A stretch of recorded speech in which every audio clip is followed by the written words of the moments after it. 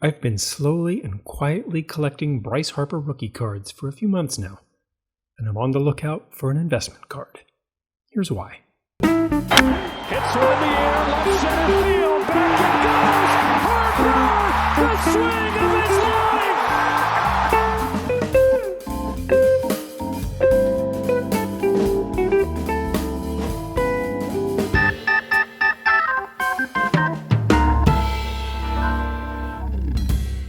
Bryce Harper has been a superstar in baseball since he was on the cover of Sports Illustrated at only 16 years old.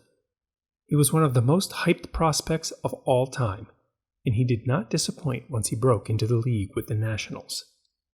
When he entered free agency in 2019, he signed a 13-year deal with the Phillies.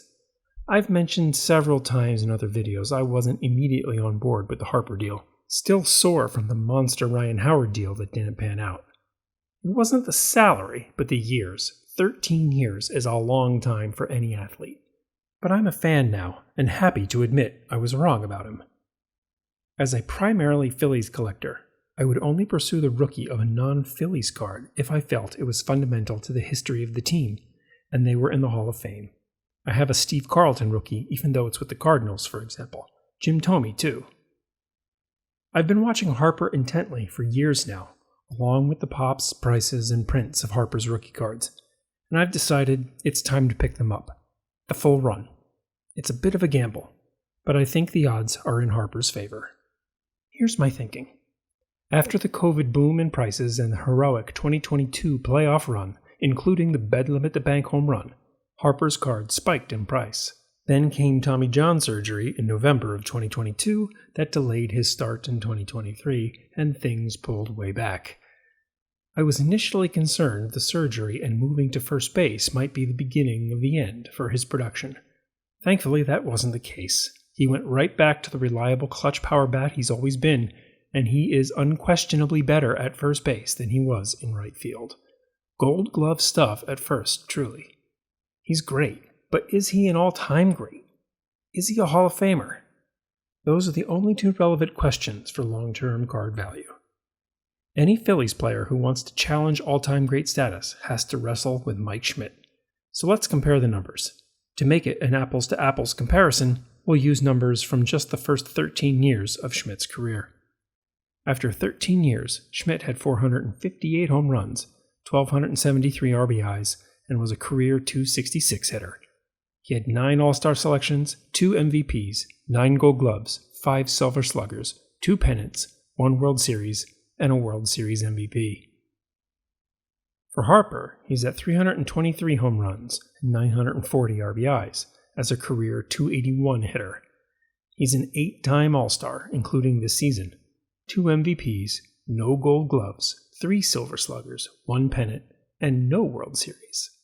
But he was an NL Rookie of the Year, an award Schmidt never won. Yes, this year isn't finished, and the 2020 season only had 60 games, so in total, Harper is behind in the opportunity for games played. Also, Schmidt just historically played more. After 13 seasons, Mike Schmidt had 1,947 games played, while Harper sits at only 1,576. That's more than 2 full seasons worth of games. After 13 years, Schmidt has the edge. But after 13 years, Schmidt only had 3 years left before his knees gave out. Harper is only 31, in the hunt for a third MVP this year, as was Schmidt in 1986 when he won his third. Harper needs to average 23 home runs a year on his current contract to get to 500 career dingers before the contract expires. He's averaged 25 per year to this point. Harper's career WAR is over 50 now, and he's well on his way to the Hall of Fame lock threshold of 75, needing only an average of 3 WAR per year, where he has been averaging 4 WAR thus far. So I'm willing to bet at this point that Harper is a future Hall of Famer, and he's got many more years to bring home a championship, more hardware, and rack up those stats. He likely doesn't top Schmidt's 548 career home runs, but he'll have a chance to eclipse most of the other marks. So let's take a look at his rookie cards. And the first challenge is to pick one, because there are many. From 2012 Topps, we have the flagship rookie card number 661, but in 3 variations. There's the blue helmet card, the screaming card, and the short print red helmet card. From 2012 Topps Update, there is his rookie debut card and his All-Star card. But look carefully, the All-Star card doesn't have the RC symbol on it.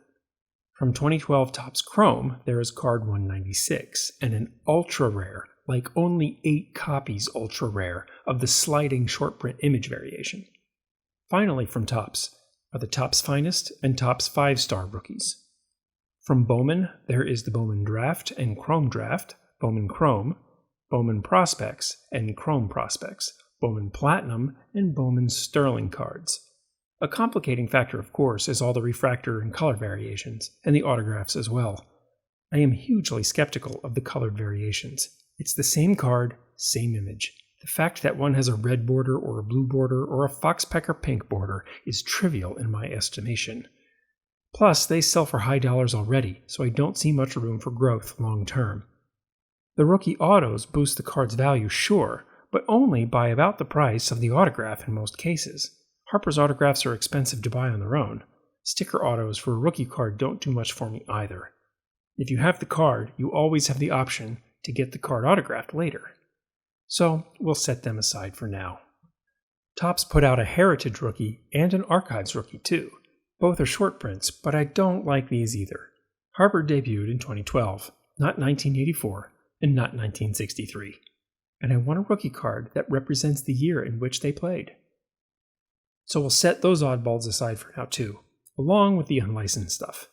There are many pre-rookies, including several minor league cards, several Team USA cards, the big two from Bowman and Panini, and Upper Deck, who won the first card race with this 2009 card, which is the first issued Harper baseball card 3 full years before his rookie year. It's tough to say now if any of these pre-rookies will be a must-have card in 2040 when he's enshrined in Cooperstown, but I'm hedging and getting as many as I can. They're only a few bucks each.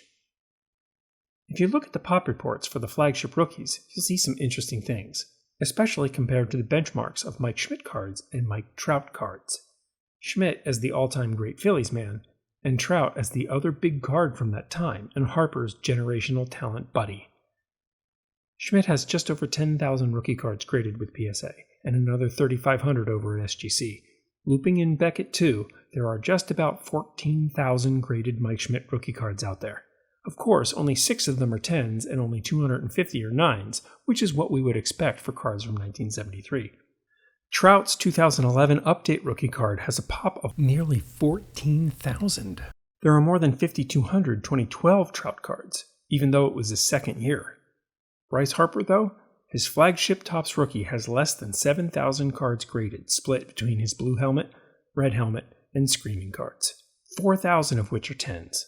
It sounds like a lot, right? 4,000 PSA 10 Harper rookies, split between the 3 variations. But Mike Trout has more than 6,400 PSA 10 rookies. Ken Griffey Jr.'s 1989 Upper Deck rookie has more than 4,100 PSA 10s. There are more Griffey 10s than there are Harper 10s. And for those who don't think that Harper is a comparable player to Trout or Griffey, note the major decline in both Trout and Griffey as they aged, and compare that to Harper's seemingly superior longevity. He's right there with them, and while Trout can't seem to stay healthy, Harper is in top shape. When all is over, I suspect Harper will pip out Trout in nearly all categories. He won't get to Griffey's home run total, but most of the other stat categories are in easy striking distance. So what are we looking at for prices here? Well, Harper rookies are pretty low right now. The Screaming Variation card 661 can be yours ungraded for less than $20, in a PSA 10 for about $60. The Blue Helmet Batting Variation is only $30 or so ungraded and $80 in a PSA 10. These prices are devastatingly low and have been for a while now. Then there's the Red Helmet short print. Best guess is there are only about 500 cards out there, 341 of which have been graded, 160 of which are a 10. These go for much higher. An example just sold on eBay for $1,100 and change. 10s are in the $2,500 range. But there are so few, it's not really a fair comparison.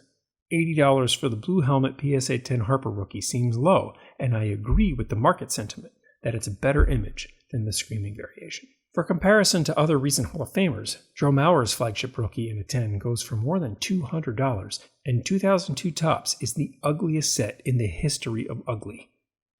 Same with Todd Helton, another member of this year's Hall of Fame class. Even junk wax rookies go for way more. The 87 Donruss Greg Maddux rookie in a PSA 10 more than doubles Harper's value. Heck, Mark McGwire's 1987 Topps card in a PSA 10 goes for about $80, and he's not in the Hall of Fame, and there are a gazillion of those cards. The Chrome rookie does a bit better, with 10s in the $250 range with a pop of just over $500. There are so few of the sliding short print that they don't really sell. Who knows what those would go for? Probably over $10,000, definitely over $5,000, but that card is unobtainium and not really relevant to this discussion. All the Bowmans are relevant, but don't quite compete with the Topps on price and pop, except for the autos, which are also big money. It's all the same company, I know, but I think Topps is always the better product. I just like the designs more. The Bowmans rarely light a fire for me, unless we're talking about the original Bowmans. At $80 now, a PSA 10 Harper flagship rookie has huge potential if he makes the Hall of Fame, and that's a gamble I'm willing to make now. Even more so if he takes the Phillies to the dance and wins. For my own collection, my goal is to pick up one of each base card from 2012 Topps, Chrome, Bowman, Bowman Chrome, and Bowman Platinum, and I'd like to get as many of the pre-rookies and oddballs as possible. For the refractors, colored and numbered cards, and short prints, while their prices are too high for me right now, if I'm going to spend $3,000 on a card, it's going to be on a Mike Schmidt rookie and a PSA 9. That's as sure of a buy as anyone can make in the card market. At a recent show, I saw a Chrome rookie auto in a BGS 9.5 with a 10 for the auto. The dealer was asking $800. I'm a buyer at $500, but not $8, so I'll keep watching. Harper's Chrome rookie in a 10 is intriguing under $200, and I see a good runway of growth for it in the coming years.